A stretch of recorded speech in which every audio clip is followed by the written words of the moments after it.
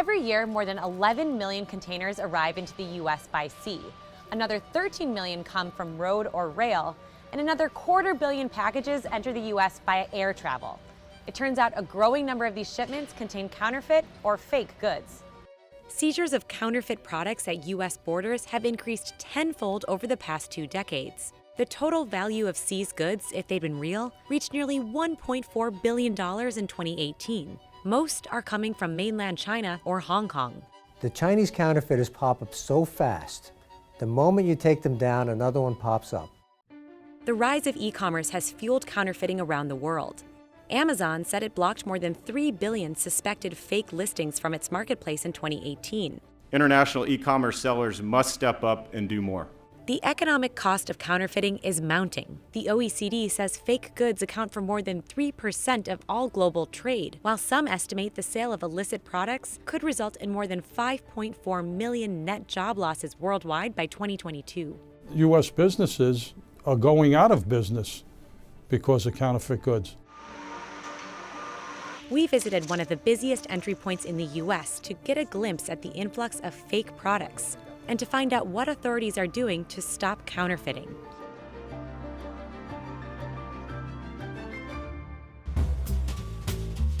Counterfeit goods are unauthorized copies of products protected under intellectual property regulations. Louis Vuitton, Michael Kors, Gucci, and you see this has some rating on us in another language. Sellers try to trick consumers into buying imitation goods by using logos, symbols, and features that identify certain brands. You've probably seen counterfeit products before, like knockoff Louis Vuitton purses or fake Rolex watches. Some are made using lower quality materials, so they're less expensive to produce. Counterfeiters make money by luring consumers to these well-known brands, trying to convince them they're getting a deal on the real thing. Selling counterfeit goods is against the law in the U.S. Most Americans, I think, have the misguided impression that if I buy a Rolex watch and I know it's a fake because I bought it for 20 bucks on the street, not for 2,000 bucks in the store, who gets hurt by that? The reverse question is the more important one: who's benefiting from that? Overwhelmingly, it's organized transnational crime that is running counterfeiting networks. Counterfeits come in all shapes and sizes. According to U.S. Customs and Border Protection, the most popular counterfeit items are apparel and accessories, watches and jewelry, footwear, and consumer electronics. We got Nike sneakers. One of the first things you look at is you could barely bend this. I'm actually having to use a lot of strength just to get a little bit of bend out of this. Counterfeiters take advantage of Nike's name, brand recognition, and multi-million-dollar marketing campaigns to sell fake versions of the signature sneakers. Do you see a lot of counterfeit Nikes? Yes, we see a lot of counterfeit Nikes. Consumer products and pharmaceuticals also make up a big share of counterfeit goods. These are especially dangerous because they pose health and safety risks. In 2018, Europol intercepted 13 million doses of counterfeit drugs, ranging from opioids to heart medications, worth more than $180 million. The agency said it's seen a rise in counterfeit medicine in recent years. They're not held to the same standard. They can go under the radar. They don't have to worry about the FDA. Not only is it not going to probably treat the ailment that you have, but it's potentially going to give you other ailments because you just don't know what's in that product. With more consumers shopping online, it's becoming easier for fakes to beat out legitimate products on marketplaces. E-commerce platforms like eBay, Amazon, and Alibaba have ushered in a golden age for counterfeiters. One of the great opportunities of the digital economy is that someone in a small town in Delaware can come up with a really neat product and they can sell it globally relatively seamlessly. But if it really catches on and someone else can simply counterfeit it or copy it, then your competitive advantage is dramatically reduced.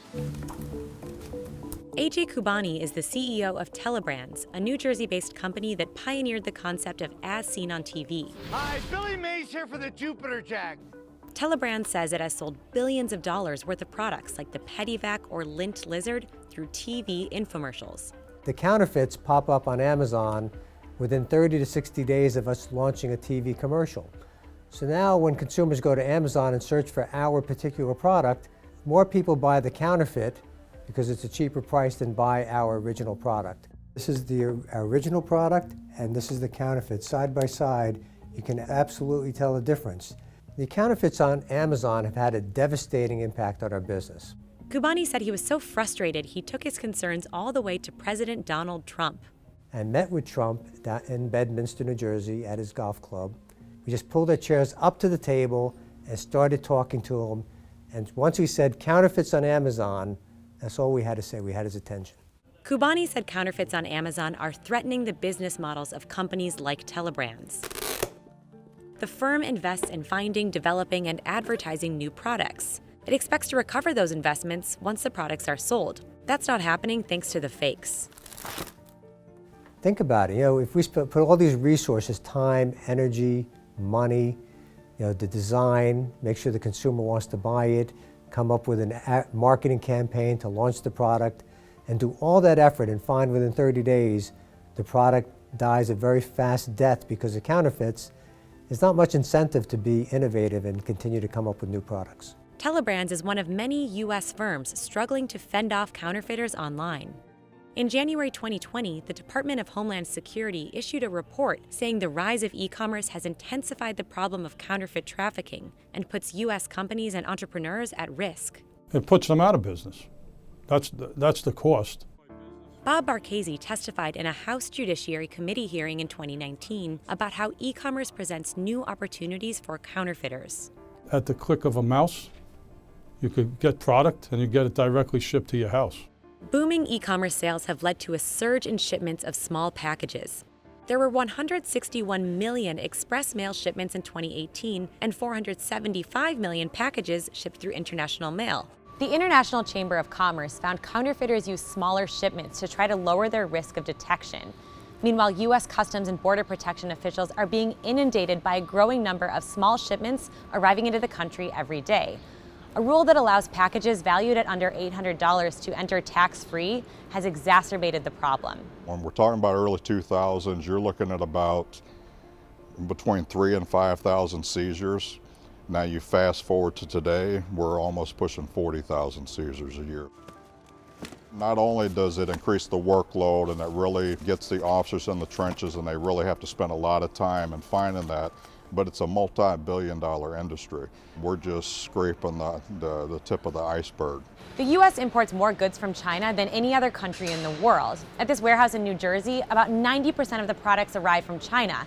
And it's the job of U.S. Customs and Border Protection officials to decide which ones are real and which ones are fake. Boulder, Colorado-based Night Eyes is another company that has suffered from counterfeiting, and it's fighting back. It said it removed 75,000 counterfeit listings from online marketplaces in 2019. I would say 99% of the counterfeit products that we see are coming directly from China. The supply chain, the components, the raw materials, all of the things that you need in order to make counterfeits, you have those set up in China. In 2018, U.S. Customs agents seized a shipment of 300 counterfeit Night Eyes accessories like these that had been sold through Amazon by sellers with names like Snaky, Max, and Very Lee Good.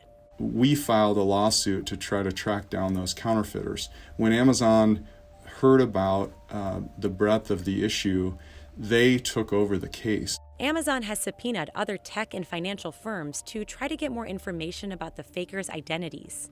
But tracking down counterfeiters is easier said than done. The sellers are really good at hiding their identity. And so they put up, fake stores with fake names and fake addresses. And so you're really left to find some breadcrumbs. The immense cost of counterfeiting cases on top of brand damage and lost sales are too high for some businesses to take on. So there's nobody we can go after for counterfeiting our products. Typically, if a company is located in the United States and they counterfeit our product, we have legal recourse. But if they're based in China, there's no way we can enforce our intellectual property rights in China. China pledged to take steps to lower the number of counterfeits produced in the country as part of the Phase 1 trade agreement with the U.S. China has also pledged firm action to confront pirated and counterfeit goods, which is a big problem for many of the people in the room. The counterfeiting. We'll make sure that this happens, and we have very, very strong protection. Some still say China will only take the issue seriously once businesses in the country experience the costs of counterfeiting themselves. I think it gets solved when you have Chinese companies and Chinese innovation, and they start getting counterfeited. And that's happening. Some businesses say e-commerce platforms need to be held more accountable. Right now, e-commerce companies aren't usually liable for counterfeits sold by a third party on their platforms. In Amazon's case, more than half of total merchandise sales come from third-party sellers. How many more brick and mortar retailers have to go out of business before someone goes after Amazon? How many patent holders and inventors have to lose millions in royalties before the government finally does something? In a statement to CNBC, an Amazon spokesperson said, "We are actively fighting bad actors and protecting our store, and we will continue to work with brands, government officials, and law enforcement." The company launched Project Zero in 2019, which allows brands to remove counterfeits from the marketplace. It said it invested more than $400 million to fight fraud, counterfeit, and other forms of abuse in 2018. eBay told CNBC it invests millions of dollars annually to fight counterfeits. Chinese e-commerce giant Alibaba launched an anti-counterfeiting alliance in 2017 after widespread criticism about fake goods on its platforms. In January 2020, President Trump signed an executive order that tries to prevent counterfeiting on e-commerce websites. Meanwhile, legislation introduced in 2019 by a bipartisan group of senators aims to give U.S. Customs and Border Protection officers wider authority to seize products that infringe certain types of patents. Frankly, it's more important that we find ways to protect the creators who help make American society so rich and so robust. Consumers also play a role in reducing the sale of counterfeits.